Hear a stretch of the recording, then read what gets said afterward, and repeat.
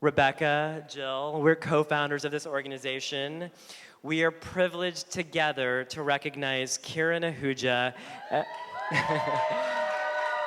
I guess I don't even have to continue to give an introduction, as a 2023 Impact Awardee. When I was serving on President Obama's Advisory Commission on Asian Americans and Pacific Islanders, Kiran Ahuja was the executive director of what was then called the White House Initiative on Asian Americans and Pacific Islanders. I remember knocking on her office door one day. I was actually very nervous because Kiran is a superstar. I remember knocking on her door one day and saying I wanted to address bullying in the Asian American and Pacific Islander community. Within, I think, 3 weeks, Kiran had assembled the White House's first ever AAPI anti-bullying task force, composed of 25 people across 5 different departments in the White House. Talk about someone who gets things done for our community. It was out of the findings of that task force that Act to Change was born. With her steady hand, relentless hustle, and extraordinary vision, Kiran devoted resources and staff time, including my own and a few others here in the room, to building the very foundation of Act to Change.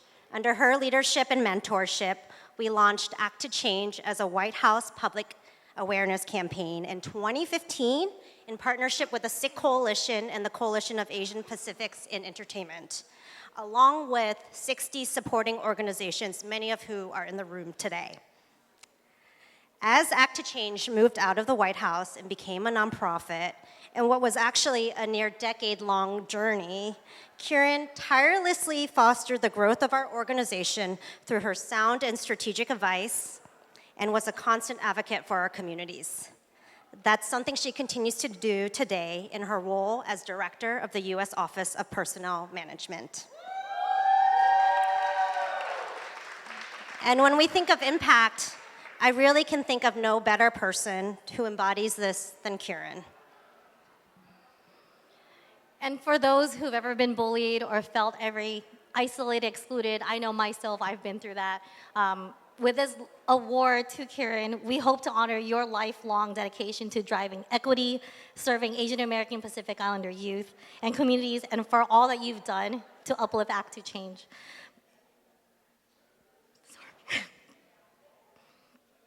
As this is our 5th year, I can't believe it's our 5th year, guys. Really came from humble beginnings, and for individuals like yourself, Kiran, who really believed in this mission, believe that there are organizations and youth and us who deserve to be authentic, proud, and who we are. I look up to you all the time, every time I see you at the gym, every time I see you on the streets. We'd like to note this legacy that you've built by helping launch Act to Change under your leadership, not just at the initiative, but when you walk the streets and the treadmill every single day. We would literally not be here today if you didn't believe in this mission, believe in what we could do as an organization. So celebrating 5 years, coming back to you, I just want to thank you. So with that, it's my great pleasure that we present the 2023 Impact Award to Kiran Ahuja.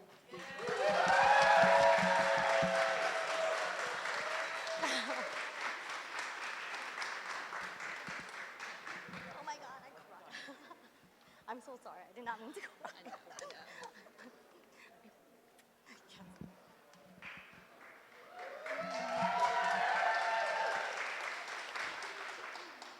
I was not expecting to get emotional, but I feel like in many ways, first of all, it's very treacherous up these stairs, so I just say that, because I was really almost took my life.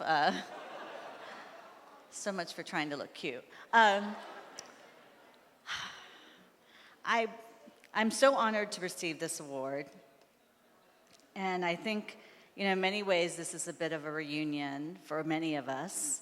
And the hard work that we've done for many, many years to elevate the voices of Asian American, Native Hawaiian, and Pacific Islander voices. Pacific Islander voices and faces and experiences. I feel in many ways that I have been so privileged to be given an opportunity to serve the Asian American, Native Hawaiian and Pacific Islander community. I always say that I fell into it by accident. Someone who, I grew up in Georgia, and now in the 70s and 80s, so I'm feeling very old here for some of you who weren't born then. And it was a very hard experience, being one of very few Asian Americans, South Asians, Indian Americans. Most of you all were in California or New York. None of you all wanted to come down to Thomasville, Georgia. I don't know why. Or Savannah, Georgia.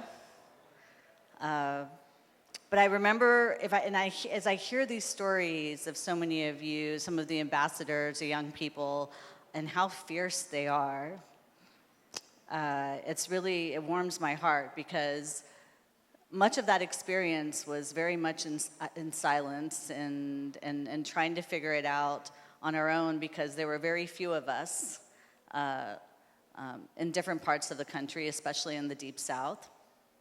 And I remember a lot of just personal rejection of myself, of who I was, of what I saw as beauty around me. I remember I wanted, for some reason, even though my parents named me Kiran, and oftentimes people called me Karen, I wanted to be named Lisa. And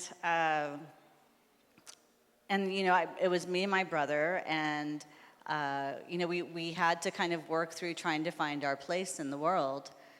For me, in fact, the people that embraced me in the South at that time, being very few Asian immigrants, was the Black community.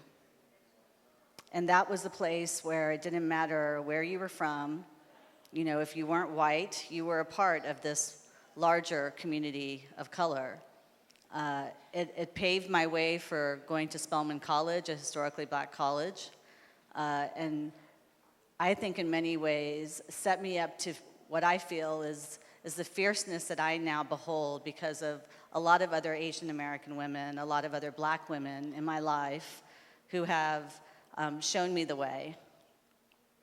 I will say that part of the emotion I feel now is because the challenges that I felt and how I was able to overcome them was not something that my brother was able to overcome. The isolation, feeling different, struggling with depression and anxiety. And in his 20s, he took his life. And that is a big part of what I hold and what drives me, is that there are real consequences when we don't create a society that believes that everyone belongs, no matter what we look like, and no matter what we represent. And I think that's a big part of what I do here today in my role. I'll tell you, even now, and I tell my team this all the time, the feeling of being first, of being the first South Asian woman to be in this role, to define what that means to bring my entire self, who I am, to this role, to be unapologetic about being the kind of leader that I want to be, that brings that experience,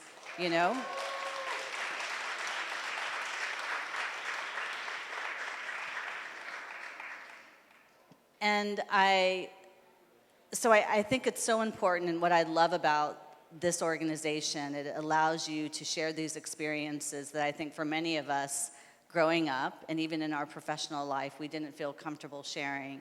And so I want to thank Malik, Rebecca, Jill, Belinda, so many others for what they've done. I will tell you, Malik puts this a lot of recognition on me about, he came with an idea, he came with a passion. But what we set up at the White House at that time was, and we did a lot of work together on a lot of different issues. It was truly the leadership of these individuals right here who took that idea and said, you know what, we're just not going to stop here. We're going to create it into something that's going to be meaningful and that's going to have longevity and it's going to impact people's lives for a long time to come.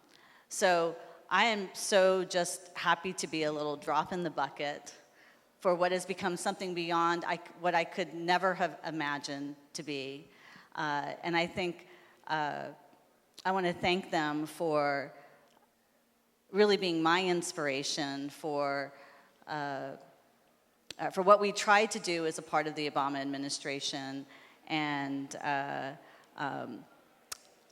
what we were hoping to do in making a statement about the importance of anti-bullying, about and also just being able to really appreciate the differences and the importance of multicultural identity and the importance of really creating a diverse community and providing the opportunities for all the challenges that we face now about the type of education we think we should be exposed to, the kind of history that we should be exposed to, all the things that matter, I think, to youth growing up about seeing themselves in history and also in leadership positions, and the importance of really standing up to hate, standing up to bullying, and creating an environment of love and support.